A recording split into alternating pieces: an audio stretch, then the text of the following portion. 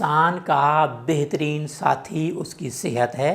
जब ये साथ छोड़ देती है तो हर रिश्ते के लिए इंसान बोझ बन जाता है।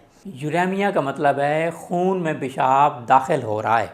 ये बहुत ख़तरनाक मर्ज़ है। इसकी वजूहात जो हैं, सबसे पहले इसकी डेफिनेशन बताऊं।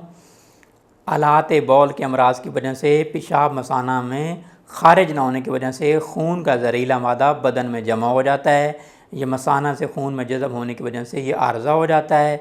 वजूहात जो हैं, गुर्दा के अमराज से पेशाब पैदा कम होना हो जाए, ये मसाना मजरुल बौल के अमराज में इसका अखराज बंद कर दे, ये मसाना में देर तक रुका रहे तो उसका जहर जो है खून में जज़ब होकर यूरेमिया का आर्ज़ा पैदा कर देता है।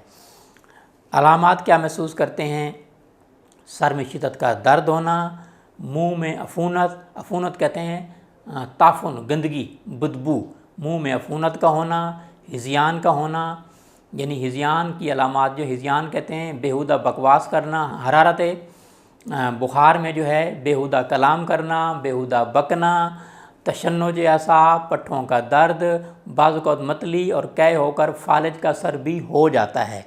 सांस में शक्कर की बू आना, गनूदगी का छा जाना, सांस सुनने और देखने में जो है इंसान में फ़र्क महसूस होता है। यूरेमिया में जिसमें खून जो है पेशाब में दाखिल हो जाता है, तो इसका इलाज जो है कुदरती इलाज आपको बताता हूँ। सबसे पहले सेंक करें, उस जगह सेंक करें, खाली गिलास लगाएं, गर्म पानी की टकोर करें, आफ़ज़न कराएं यानी मरीज़ को गर्म पानी में बिठाएं।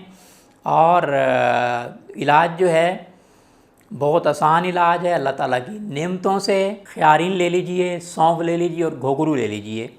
ये 6-6 ग्राम ले लीजिए। इसको सरदाई बनाइए और 2 तोला शरबत बजूरी में डालिए, इस्तेमाल कीजिए। बहुत ही मुजर्रब है और आसान है।